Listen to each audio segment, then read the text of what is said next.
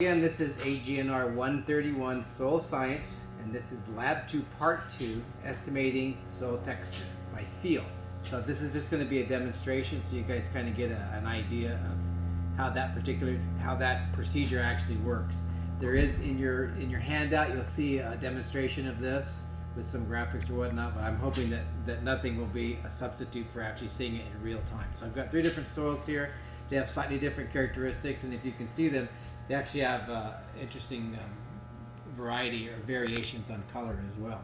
Well, I'm just going to pick one, and I'm going to show you how to actually do your soil texture by feel, and then I'll clean my hands off, and we'll do a couple more, and hopefully you get a little bit of an idea of how different soil textures work for that. All right, so here we go.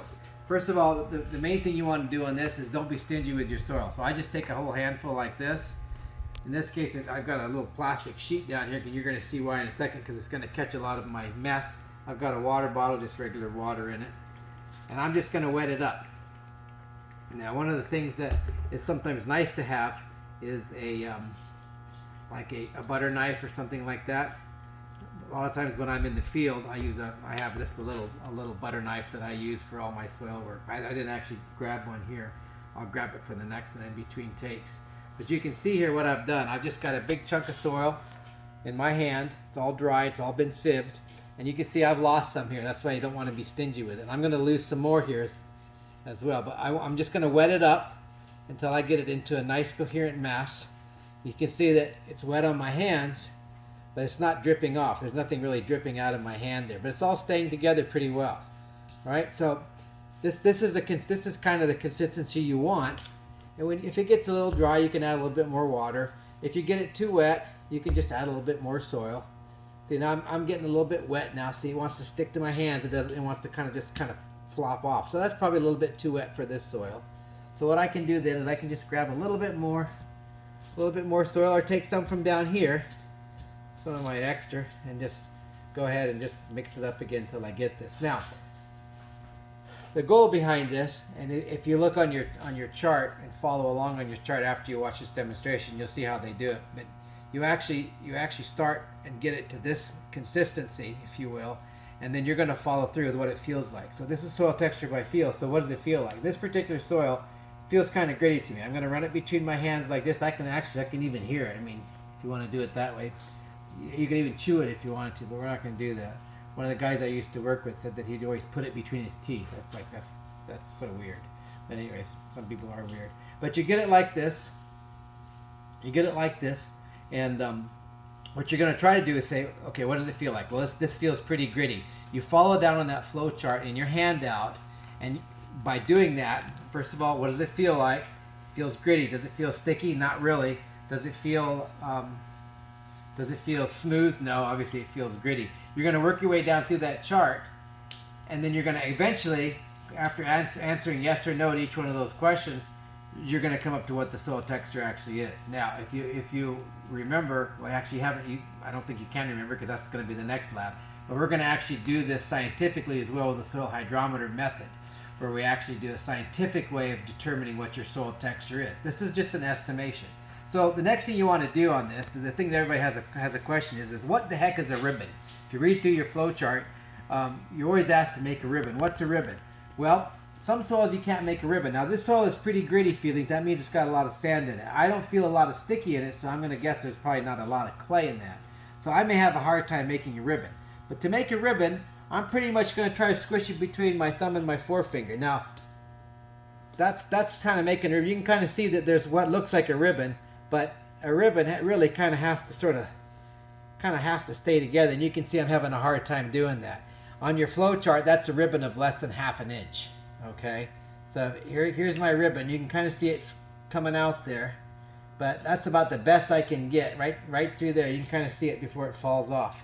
So work your way through it like that with each one of your soil textures. You're going to answer yes or no to each one of those spots on the flow chart, and then eventually you're going to come out with a texture. So I won't tell you what that texture, well, actually I could probably tell you what that texture is. That texture is probably going to be a loamy sand. That's what it feels like to me. Might be on the edge of a sandy loam, but that's probably going to be a loamy sand. So if I work all the way through that grit and lack of texture, then I'm going to probably come up with what's called a loamy sand texture. Okay, So I've got another sample here. The first one, as I said, was kind of sandy.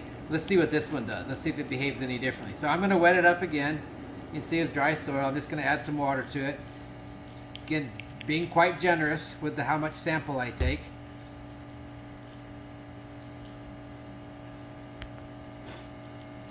Just mixing it all up, mixing all that water in there.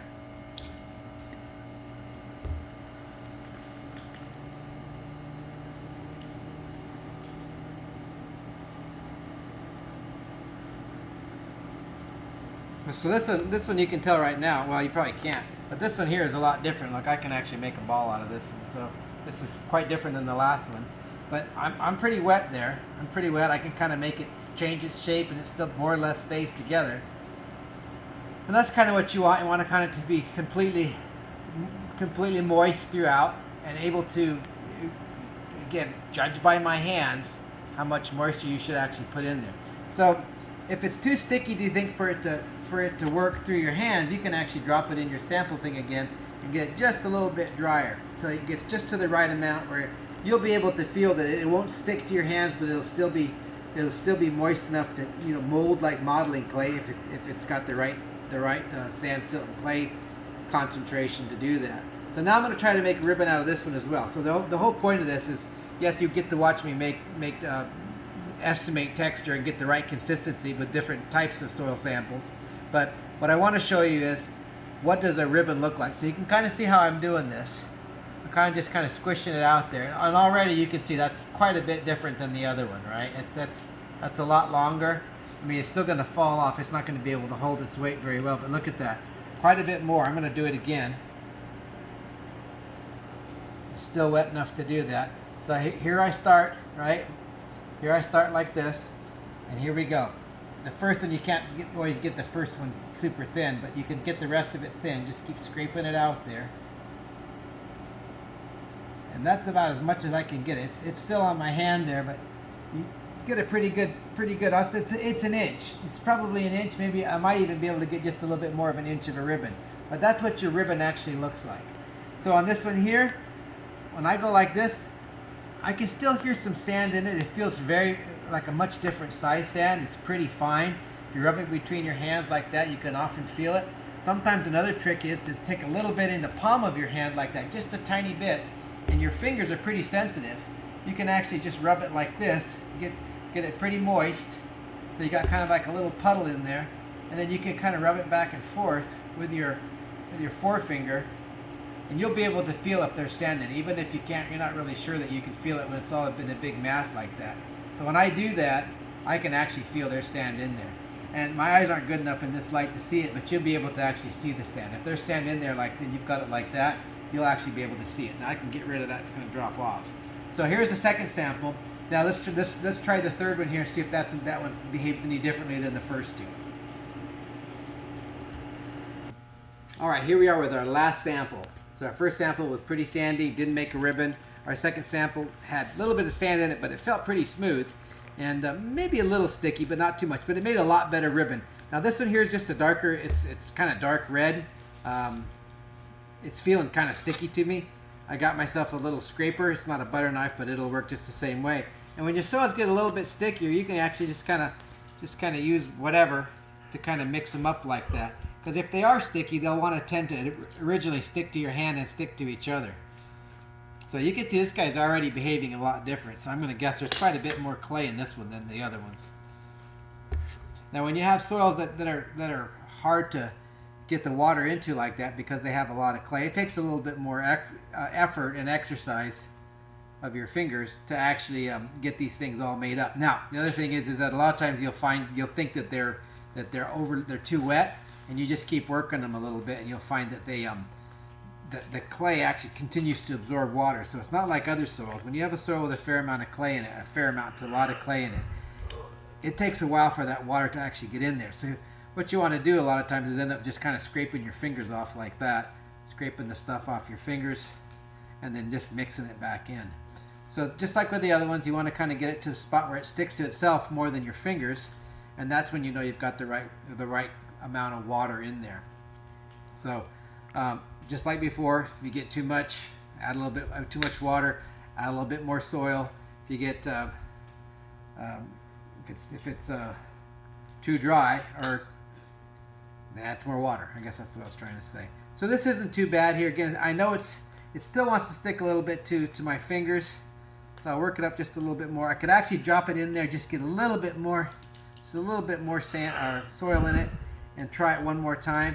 Just mix that, make that sure that gets wet, and that last little bit of extra moisture actually moistens up those little aggregates that I just dropped it into. So this will give your fingers a workout, especially if your fingers are arthritic like mine seem to be. Yeah, this is good for them. Okay, so here we go again. I got this.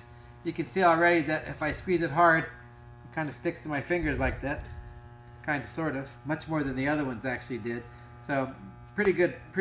Just sticking to your hand like that's a pretty good indication that there's a fair amount of clay in it. So how's it going to do for a ribbon? That's the key to it. So as I've worked it up, I've been kind of like feeling what it feels like. This one feels sticky, and you can kind of see it's sticky. It kind of wants to sort of mold itself really into whatever shape I squish it into. But I don't really feel any sand in it at all. It probably is some in there. Most soils have a little bit of something in that. There's a little bit of sand in that. But mostly there's enough clay in here for it to behave like it's got a lot of clay, right? So I'm hoping that the ribbon will probably behave itself like a soil with a lot of clay in it as well. So you can see I'm making one here already. And look at that. Just keep squishing it out. Squishing looks like a mohawk, but you can see this one here pretty good. Look at that, it's hanging up by itself. I just held it by I'll take this one here. Look at that, pretty good. I mean, it will eventually break. It's not like solid clay, but I can take that all together and try it again. That's still a better ribbon than the last one. Let's try it one more time and see what we can get. Sometimes if you get it just dry enough too, it'll make an even better ribbon. It wants to stick to your fingers, and so your fingers end up kind of messing up the ribbon. But there we go. Oops. Here it is there, and I had another piece of it. Let's try one more time. I'm going to keep working it one more time here so we can get an idea what we're doing here. So there we go. It's pretty dry now. That's a pretty good ribbon. If I just discount that one, I've got probably 1.5 inches at least on it, probably almost 2 inches of a ribbon that's kind of sticking together on there. So a lot different than the other ones. So 3 different kinds of soils, 3 different kinds of textures. So everybody can do this at home. You can just follow that flow chart. It's just basically, as I said, a texture by feel, and this is the hardest part. This is this ribbon. So here you've seen a no ribbon, a decent ribbon, and a pretty darn good ribbon sitting right here, supporting its own weight on my fingers.